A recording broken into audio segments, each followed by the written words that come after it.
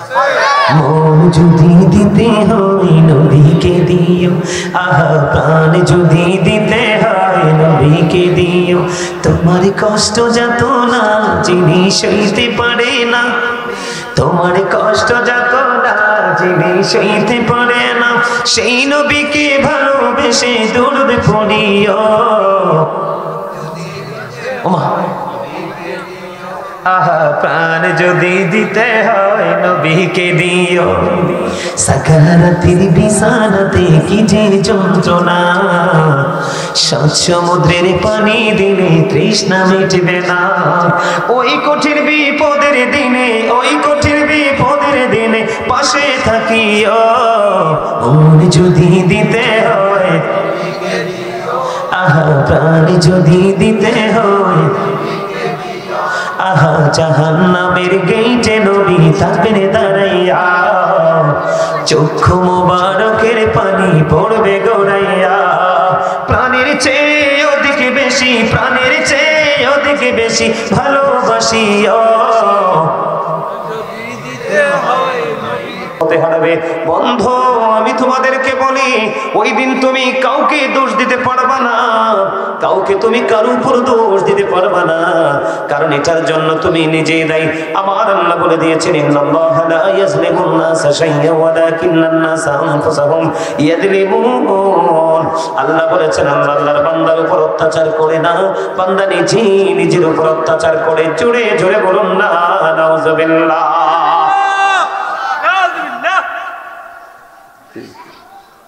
তারা তো আগেই বলছিলাম, তারা তো শুনছে না ভাই, তারা আসবে না পিছন থেকে। তোমরা একটু দয়া করে এই কাছে এদিকে চলে আসো, আসো তোমরা সবাই দিকে চলে আসো, আসো আসো না, আসো তোমরা সবাই এখানে। দেখছো অনেক মানুষ ওই দিকে দাঁড়াই রয়েছে, আসো না তোমরা এদিকে চলে আসো। এইদিকে বসে আমার দিকে, ওই যে আমার তিনটা ভাই বসছে, ওই যে ওরা যেভাবে বসছে, তোমরা এইদিকে, হ্যাঁ এইদিকে ফিরে এদিকে মুখ করে বসো, আসো। এই তো মাশাআল্লাহ। এই আপনারা তারা এদিক থেকে সরে গেলে আপনারা সামনের দিকে আসবেন, আসেন এইভাবে। এই তো কাছাকাছি হয়ে বসো তোমরা, এই তো মাশাআল্লাহ, এইভাবে কাছাকাছি হয়ে বসো, এইভাবে আসেন আসেন, আপনারা উঠে আসেন। আসো না ভাই, তোমরা এদিকে আসো, তোমরাও বসো, তাদেরকে বসার জন্য সুযোগ করে দাও। এই আপনারা সবাই সামনের দিকে আসেন না। আরে ভাই কি আশ্চর্য কথা, এতবার বলতে হয়? আপনারা সবাই আসেন না সামনের দিকে। এই যে আবার ওরা এখানে আসলো, আপনার জায়গাটা খালি রইলো, তাইলে কেটে হইলো? আসেন, এই যে আস্তে আস্তে করে লোক আসবে, দেখবেন শেষ পর্যন্ত উপর পর্যন্ত আশা করি চলে যাবে মানুষ। কথা বলেন না কেন? সবাইকে বলছি আসেন। এই তো, আরে আপনারা তো বোঝেন না, সব নিয়ামত তো সামনে। সব নিয়ামত কোথায়? সব নিয়ামত কোথায়? জুমার দিনেও দেখছি আমাদের মুসল্লিরা পিছনে এসে বসে, যেই ব্যক্তি সামনের কাতারে এসে বসে তার আমলনামায় উট কুরবানির সওয়াব। কি কুরবানির সওয়াব? আর যে সবার পরে আসে, খুতবা দেওয়ার আগ পর্যন্ত আসে, তার আমলনামায় ডিম কুরবানির সওয়াব। আর আপনি আগে আসছেন এবং সবার পরে গেছেন। রাসূল বলছে যে আপনার আগে আসছেন এবং সবার পরে যাওয়ার কারণে আপনার প্রত্যেকটা কদমে কদমে 1 বছরের নফল ইবাদতের সওয়াব দেওয়া হবে। সুবহানাল্লাহ। ভালো কাজে নেয়ামতের শেষ, ভালো কাজে নেয়ামতের শেষ নেই, এটা আপনাদেরকে বুঝতে হবে। আমার আল্লাহ বলে দিয়েছেন, আল্লাহ বান্দার উপর জুলুম করে না, বান্দা নিজেই নিজের উপর জুলুম করে। আল্লাহ বলেছেন আল্লাহু লা ইউহিব্বুজ জালিমিন, যারা জালেম আল্লাহ জালেমদেরকে পছন্দ করে না। আল্লাহ বলেছেন ওয়ালি জালিমিন মিন আনসার, জালেমরা যখন বিপদে পড়বে, জালেমরা যখন অ্যারেস্ট হয়ে যাবে, তাদের জন্য কোনো ব্যারিস্টারও থাকবে না, তাদের জন্য কোনো সাহায্যকারী থাকবে না। তার কারণ হলো উলামায়ে কেরাম, হক্কানি আলেমেরা জীবন ভর আপনাদেরকে শিক্ষা দিয়েছে। আপনারা পৃথিবীর লোভ লালসায়, টাকা ছিল, বাড়ি ছিল, গাড়ি ছিল, আলেমদের কথা শোনেন নাই। আপনাদেরকে আমি সাবধান করে দেই, রেড সিগন্যাল শুনে নেন। আল্লাহ রাব্বুল আলামিন সূরা আলে ইমরানের 185 নম্বর আয়াতের শেষ অংশে বলে দিয়েছেন ওমাল হায়াতুদ দুনিয়া ইল্লা মাতাউল গুরুর। আল্লাহ বলে দিয়েছে আপনি যেটা নিয়ে পাগল, ইসলাম ছেড়ে দুনিয়া, এই দুনিয়ার জীবনে হায়াত একটা ধোঁকা ছাড়া আর কিছুই না। জোরে জোরে বলুন নাউযুবিল্লাহ, আর জোরে বলুন না নাউযুবিল্লাহ। আমরা ধোঁকার মধ্যে আছে কি জন্য? সন্তানের ভবিষ্যৎ রচনা করার জন্য। কি জন্য? সন্তানের ভবিষ্যৎ। কথা বলে না। এই যে আমার এই ভাইটা, সে যে কথা বলে আপনারা শোনেন না, কথা বলে, আপনারা বলবেন যে হুজুর তার অমুক তমুক, কিন্তু সে এই জিনিসটা ভালোই বোঝে। কি এই জিনিসটা ভালো বোঝাতে বুঝতে হবে তার সিনায় কি আছে, প্রেম কি আছে। আপনারা জবান বন্ধ রাখছেন কেন? জবান বন্ধ রাখা তো কৃপণ মানুষের কাজ। কার কাজ? আমরা কৃপণ হতে চাই না, আমরা প্রাউড ফিলও করতে চাই না, অহংকারী হতে চাই না, ঠিক কিনা বলেন? বন্ধুরে আমার, আমি আপনাদেরকে বলি, সন্তানের জন্য ধোকার মধ্যে পড়ে জীবনটা কাটিয়ে দিলেন। আমার আল্লাহ কোরআন শরীফের 19 পারা সূরা শুআরা 88 নম্বর আয়াতে বলে দিয়েছেন, ইয়াউমা লা ইয়ানফাউ মালুন ওয়ালা বানুন। আল্লাহু আকবার, আল্লাহু আকবার। মজা হয় না তো? আপনারা কথা বলেন না কেন? রাগ হইছেন আমার কথায় নাকি ওয়াজে বেশি মন দিছেন? কোনটা? ওয়াজে মন আছে? সবার আছে? মাঝে মাঝে একটু সুবহানাল্লাহ বলতে হবে না? কারণ আপনারা যারা আমরা সবাই এসেছি, আমরা সবাই জান্নাতের মেহমান। কিসের মেহমান? জান্নাতের মেহমান। আমার রাসূল বলেছে, তোমরা রাতের বেলা জান্নাতের বাগানে আসছো, তোমরা রাতের ডিনারটা এখানেই করে নাও। ওমা সুবহানাল্লাহ বলে না কেন? কি করে নাও? রাতের ডিনার করে নাও। রাতের ডিনার মানে কি জানেন? নি আত্মার খাবার। এটা হলো কি? সুবহানাল্লাহ ওয়ালহামদুলিল্লাহ লা ইলাহা ইল্লাল্লাহ, সুবহানাল্লাহ ওয়ালহামদুলিল্লাহ লা ইলাহা ইল্লাল্লাহ, লা ইলাহা ইল্লাল্লাহ, লা ইলাহা আরশ কুরসি লৌহ কলম সৃষ্টি জাহান ও সিনারি, যে আল্লাহ খুশি হইয়া নাম রাখলেন হাবিবুল্লাহ। সুবহানাল্লাহ আলহামদুলিল্লাহ লা ইলাহা ইল্লাল্লাহ মুহাম্মাদুর রাসূলুল্লাহ সাল্লাল্লাহু আলাইহি ওয়াসাল্লাম। আমার যে আজকের বিষয়, আলোচ্য বিষয়, আমি ইদানিং দেখতে পাইতেছি আমাদের বাংলাদেশে বা বিভিন্ন জায়গায় যে বিষয়টা নিয়ে কথা বলা আমাদের জরুরি, সেটা হলো আমরা দেখতে পাই আল্লাহর হাবিবকে নিয়ে অনেকে বিরূপ মন্তব্য করে। কি করে? আপনারা আছেন না? এই আমার মোবাইলটা আছে এর কাছে, আমার মোবাইলটাতে আল্লাহর হাবিবকে নিয়ে অনেকে দেখছি যে কি করে বিরূপ মন্তব্য করে। আছে না নাই? আরো জোরে বলেন না। এখন আল্লাহ কোরআনে কি বলেছেন? লা তারফাউ আসওয়াতাকুম ফাওকা সাওতিন নবী। হাফেজ আসেনি? আছে? আমি ঠিকঠাক কইছি নি? আমার এদিকে হাফেজ আছে, হাফেজ সাহেব আসেনি? আপনারা আমাকে একটু সাপোর্ট দিবেন, কারণ আপনারা হাফেজ সাহেবরা যখন বলবেন যে হুজুর ঠিক আছে, তাইলে আমি আরো বেশি আশ্বস্ত হব। কেন বলে হুজুর এতক্ষণ আপনি কেন হাফেজ সাহেবদের সমর্থন নিলেন না? এখন কেন আপনি হাফেজ সাহেবদের থেকে সমর্থন নিতে চান?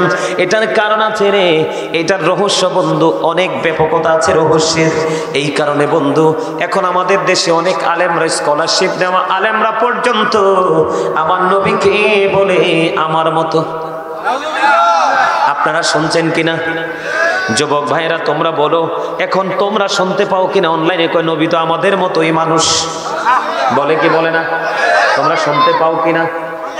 যদি তোমাদের কোনো প্রশ্ন থাকে যুবক, এই বিষয়টা নিয়ে আলোচনা করছি, আমাকে ওপেনলি তোমরা প্রশ্ন করতে পারো, আমি রেডি আছি বলবো। আল্লাহ রাব্বুল আলামিন বলেছেন, ইয়া আইয়ুহাল্লাযীনা আমানু লা তারফাউ আসওয়াতাকুম ফাওকা সাওতিন নবী। আসেনি? আল্লাহ ইমানদারকে ডাক দিয়েছে, যুবক তোমরা শোনো, কোনো বেঈমানকে নয়, কোনো কাফেরকে নয়, কোনো মুশরিককে নয়, কোনো মুনাফিককে নয়। আমার আল্লাহ ইমানদারদেরকে দেখি বলেছে, হে ইমানদারেরা, তোমরা আমার হাবিবের কণ্ঠস্বরের উপর তোমাদের কণ্ঠস্বরকে উঁচু করিও না। তার মানে তোমরা একে অপরের সাথে, এই বাচ্চাগুলো সব নাম যাই রে, জানিস যাও, এই ফলাফান্ডিতে স্টেজে উঠানো তো এটা বেয়াদবি। আপনারা হয়তো মনে করবেন যে হুজুর বাচ্চাদের সাথে, এখনকার বাচ্চাদের আদব কায়দাতে একবারেই নেই, কারণ মা বাবা শিক্ষা দেয় না। আপনারা কথা বলেন, না বলেন, এটা আমার বিষয়, এটা আমার, আমি থাকা অবস্থা আপনারা কথা বলেন। এই যাও নিচে যাও, যাও, তোমার আমার ডিস্টার্ব মনে হইতেছে, তুমি আমরা ডিস্টার্ব করবো, যাও। হ্যাঁ তুমি যাও, বলো এতবার, এই জালি বেতন ছেড়ে এতবার বলা লাগে কেন? বেটা আমার ছাত্ররা চুল দাড়ি বেটা ফাইকে গেছে ওখানে দেখতে থরথরে কাফে,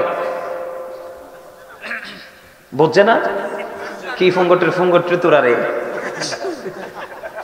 আলহামদুলিল্লাহ, হাসিটা ভালো লাগছে কেন জানেন? আমার নবীজি সুস্থ থাকার জন্য আমাদেরকে যেই উপদেশগুলো দিয়েছেন এর মধ্যে একটা হলো হাসি। নবীজি বলেছেন তোমরা হাসি খুশি থাকো, তোমার জীবনকে অনেকটা স্বাভাবিক করে দিবে, সুস্থ করে রাখবে। গোমরাহি মানুষকে অনেকটা কি করে ফেলে? কুণ্ঠাসা করে ফেলে। কি করে ফেলে? এই তোমরা শোনো, তবে অনেক বেশি হাসা ভালো না। অনেক বেশি যখন তুই আবার বুটগুলা চাবাইতেছিস না, এখনকার আমাদের যুবকদের এই যে শুরুতে বললাম দাদা ভাই আপনারা খেয়াল করেন নাই, এখনকার আমাদের যুবকরা এই জায়গাটাকে বুঝতেই পারতেছে না, কারণ তাদের সেই ট্রেনিং নাই। তো এটা হচ্ছে তোমাদের আজকে শিক্ষা নেওয়ার জায়গা। কিছু সময় আমি আলোচনা করব, তোমরা তারপরে সারাক্ষণ আগামী দিন তারপরের দিন তোমরা রাত খেতে পারবা। তো এটা আমার ক্ষতি না, এটা তোমাদের ক্ষতি। আমি যে আয়াতটা নিয়েছি আলেমরা বুঝতে পারছে আমি কি বলেছি। আল্লাহ কি বলেছেন? O believers, save yourself and your families from the fire.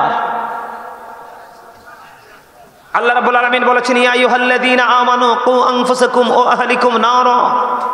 আল্লাহ বলেছেন save yourself and your families from the fire.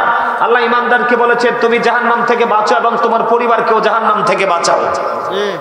এই মাহফিল কিসের জন্য করাইছেন আপনারা? আলেমদেরকে কেন দাওয়াত দিয়েছেন? বাঁচার রাস্তা খোঁজার জন্য না? কথা কয় না। কিসের জন্য? বাঁচার জন্য। এখন আপনারা যদি অমনোযোগী হন, মানুষের দেহ তো আমি আগেই বলেছি দেহটা আসল নয়, আসল হচ্ছে তার আত্মা। আপনার এখানে যদি আপনি এই জায়গাটা যদি সেটিং করতে না পারেন তাহলে কিন্তু আপনার বাকিটা সেটিং কথা বুঝতে পারছেন? আমি বিশেষ করে তোমাদেরকে মেন করে ওয়াজটা করতেছি, তোমরা যুবকদেরকে। কেন জানো? কারণ আমার যত ভয় তোমাদেরকে নিয়ে, আমার ব্যক্তিগতভাবে যত টেনশন তোমাদেরকে নিয়ে, আমার যত চিন্তা তোমাদেরকে নিয়ে, কারণ আমি তোমাদেরকে নিয়ে শঙ্কিত, আতঙ্কিত। তার কারণ তোমরা দিন দিন দিন দিন তোমরা বেঈমান কাফেরদের রং লাগাচ্ছ গায়ে, অথচ স্পষ্ট দলিল আমি হাদিসে যাই নাই। এনে হাফেজ সাহেবরা আছে, আমি কিন্তু একটা হাদিস বলছি আমি এতক্ষণ পর্যন্ত যতগুলো আয়াত আমি বলেছি প্রত্যেকটা কোরআন থেকে বলেছি, এখন আমি হাদিসে যাই নাই, ঢুকবো। আমার কথা আপনারা বুঝতে পারছেন? আমার আজকের আলোচনাটা বিশেষ করে যুবকদেরকে অ্যাক্টিভ করার জন্য, কারণ তারা দিন রাত 24 ঘন্টা মোবাইলের মাধ্যমে তারা কি করে বেঈমান কাফেরদেরকে ফলো করে জীবন যাপন করছে। এটা তো তাদের জন্য, তাদের ভবিষ্যৎ প্রজন্মের জন্য এক আল্লাহর এক গজব ছাড়া কিছুই না। কথা বলেন না? ঠিক না ঠিক? আমার এই বিষয়টা নিয়ে আমাকে একটু আগাইতে দেন। আল্লাহ রাব্বুল আলামিন কে বলেছে? বান্দারে, ও ঈমানদার, আমার বান্দারা, ঈমানদারেরা, হৃদয়ের জানালা খুলে তোমরা সবাই শোনো। তোমরা আমার হাবিবের কণ্ঠস্বরের উপর তোমাদের কণ্ঠস্বরকে উঁচু করিও না। তার মানে তোমরা একজন আরেকজনকে সম্বোধন করে যেভাবে কথা বলো, তোমরা আমার হাবিবের ক্ষেত্রে সেইভাবে কথা বলিও না। তোমরা যদি এইভাবে কথা বলো, তোমরা পাহাড় পরিমাণ দান সদকা নামাজ রোজা ইবাদত বন্দেগী করবা, মনের অজান্তে সব কিছু ধ্বংস হয়ে যাবে। জোরে জোরে বলুন না নাউজুবিল্লাহ।